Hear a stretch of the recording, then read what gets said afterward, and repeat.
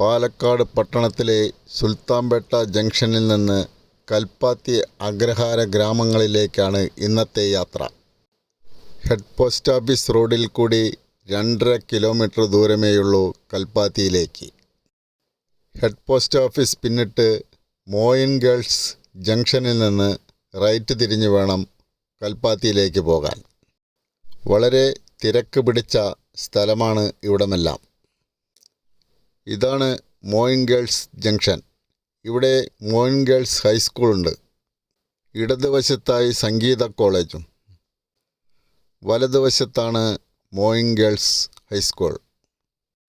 High school കഴിഞ്ഞാൽ college റോഡാണ്. പ്രസിദ്ധമായ വിക്ടോറിയ കോളേജ് ഈ റോഡിൻ്റെ അവസാനമാണ്.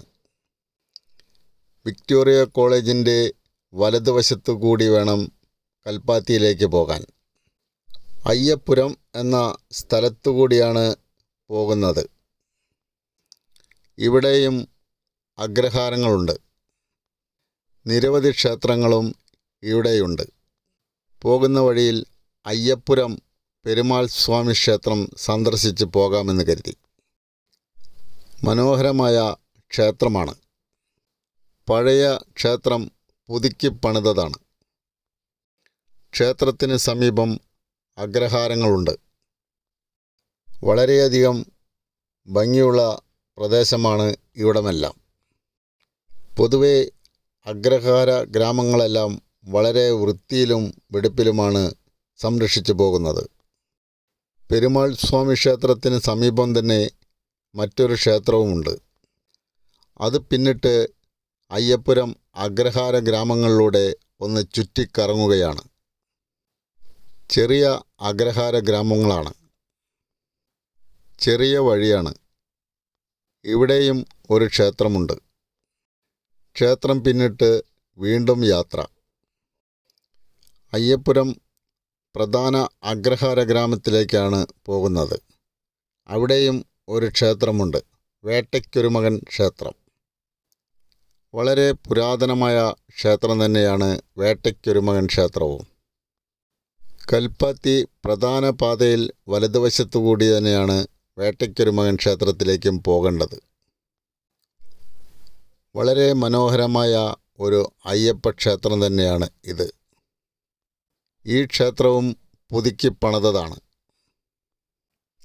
വേട്ടയ്ക്കൊരുമകൻ ക്ഷേത്രവും പിന്നിട്ട് വീണ്ടും യാത്ര കൽപ്പാത്തിയിലേക്ക്. ഇവിടെ വളരെ അടുത്ത് തന്നെയാണ് കൽപ്പാത്തി.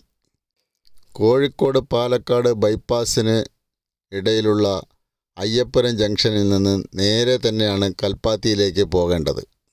കൽപ്പാത്തിയിൽ വളരെ മനോഹരമായ അഗ്രഹാരങ്ങളാണ്. പൈതൃക ഗ്രാമമാണ് ഇവിടം. അഗ്രഹാരങ്ങളിലെ ചില വീടുകളെല്ലാം ആധുനികതയ്ക്ക് വഴിമാറിയിരിക്കുന്നു. പഴമയുടെ അഗ്രഹാര വീഥികളല്ല ഇപ്പോൾ ഇവിടം. നേരെ മുന്നിൽ കാണുന്നതാണ് കൽപ്പാത്തിയിലെ പ്രധാന ക്ഷേത്രമായ വിശാലാക്ഷി സമേതം കാശി വിശ്വനാഥ ക്ഷേത്രം. ഇവിടത്തുകാർ ഇതിനെ കൽപ്പാത്തി കുണ്ടമ്പലം എന്ന പേരിലാണ് വിളിക്കുന്നത്. ക്ഷേത്രത്തിന് സമീപം തന്നെ ചില്ലുകൂട്ടിൽ തേര് സംരക്ഷിച്ചു വരികയാണ്. രഥോത്സവ നാളുകളിലാണ് ഈ തേര് പുറത്തെടുക്കുന്നത്. വീണ്ടും ഒരുപാട് അലങ്കാരപ്പണികൾ ചെയ്താണ് രഥോത്സവത്തിന് തയ്യാറാക്കുക. 700 വർഷത്തിലേറെ പഴക്കമുള്ള ക്ഷേത്രമാണിത്. മലബാറിലെ ശിവക്ഷേത്രങ്ങളിൽ ഏറ്റവും പഴക്കമുള്ള ക്ഷേത്രങ്ങളിൽ ഒന്നാണ്. തഞ്ചാവൂരിൽ നിന്ന് കുടിയേറിയ തമിഴ് ബ്രാഹ്മണരാണ് ഈ ക്ഷേത്രം നിർമ്മിച്ചത്. ഭാരതപ്പുഴയുടെ കൈവഴിയായ കൽപ്പാത്തി പുഴയുടെ ഓരം ചേർന്നാണ് ഈ ക്ഷേത്രം. ക്ഷേത്രത്തിന് പിറകുവശം കൽപ്പാത്തി പുഴയാണ്. പ്രധാന ഉത്സവം രഥോത്സവമാണ്. നവംബർ മാസത്തിലാണ് രഥോത്സവം. പ്രധാനപ്പെട്ട 4 അഗ്രഹാരങ്ങളാണ് ഇവിടെയുള്ളത്. ചാത്തപുരം, ഗോവിന്ദരാജപുരം, പഴയ കൽപ്പാത്തി, പുതിയ കൽപ്പാത്തി എന്നീ അഗ്രഹാരങ്ങളാണത്. പ്രധാനമായും ഈ അഗ്രഹാരങ്ങളിലെ രഥങ്ങളാണ് രഥപ്രയാണത്തിൽ സംഗമിക്കുന്നത്. പാതിക്കാശി കൽപ്പാത്തി എന്നാണ് പ്രമാണം. കാശിയിലെ വിശ്വനാഥസ്വാമി ക്ഷേത്രവുമായി ഈ ക്ഷേത്രത്തിന് സാമ്യമുണ്ട്. പുഴയോരത്ത് ബലികർമ്മങ്ങളെല്ലാം നടത്തപ്പെടുന്നു. പല നാടുകളിൽ നിന്നും വരുന്ന ഭക്തർ ഇവിടെ സന്ദർശിക്കുന്നു. ആർക്കും വളരെയധികം ഭക്തി ഉളവാകുന്ന അന്തരീക്ഷമാണ് ഈ ക്ഷേത്ര പരിസരത്തുള്ളത്. വേദമന്ത്രങ്ങളുടെയും കീർത്തനങ്ങളുടെയും മന്ത്രോച്ചാരണങ്ങൾ മുഴങ്ങുന്ന സ്ഥലമാണ് പൊതുവെ കൽപ്പാത്തി. അഗ്രഹാര വീഥികളെല്ലാം നേർവരയിലാണ് സൃഷ്ടിച്ചിട്ടുള്ളത്. ഓരോ വീഥിയുടെയും അറ്റത്ത് ഒരു ക്ഷേത്രമുണ്ടാകും. ക്ഷേത്രം തിരിഞ്ഞാണ് അടുത്ത വീഥി. പാത അവസാനിക്കുന്ന സ്ഥലത്തും ക്ഷേത്രങ്ങളുണ്ട്. ഒട്ടനവധി ക്ഷേത്രങ്ങളാണ് കൽപ്പാത്തിയിലെ അഗ്രഹാര ഗ്രാമത്തിൽ നമ്മൾക്ക് കാണാൻ കഴിയുന്നത്. എല്ലാ ക്ഷേത്രവും വളരെ പുരാതനവും മനോഹരവുമാണ്. പുരാതനമായ മിക്ക ക്ഷേത്രങ്ങളും പുതുക്കി പണിതിരിക്കുകയാണ്. കൽപ്പാത്തിയിലെ വീഥികളിലൂടെ സഞ്ചരിക്കുന്നത് ഒരു അനുഭവം തന്നെയാണ്. വീടുകളെല്ലാം ഒന്നിനോടൊന്ന് ചേർന്നാണ് നിർമ്മിച്ചിട്ടുള്ളത്. കെട്ടിടങ്ങൾക്ക് തനതായ വാസ്തുവിദ്യ തന്നെയാണ് ഇവിടെയുള്ളത്. കേരളത്തിലെ ആദ്യത്തെ പൈതൃക ഗ്രാമമാണ് കൽപ്പാത്തി അഗ്രഹാര ഗ്രാമം. പാലക്കാട് പട്ടണത്തിൽ നിന്ന് 2.5 കിലോമീറ്റർ ദൂരമേ ഇവിടേക്കുള്ളൂ.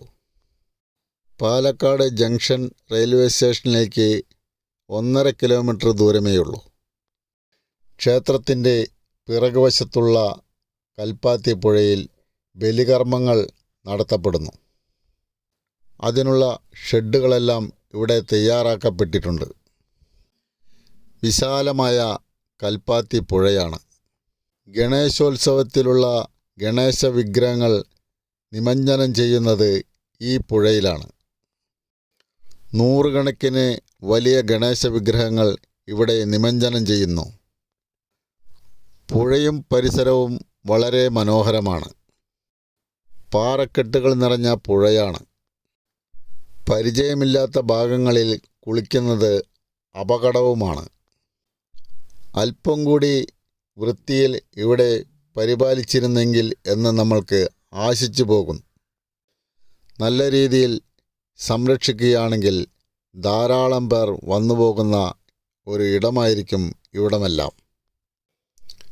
അത്രയ്ക്കും വളരെ മനോഹരമായ സ്ഥലം തന്നെയാണ് കൽപ്പാത്തി പുഴയും പരിസരവും.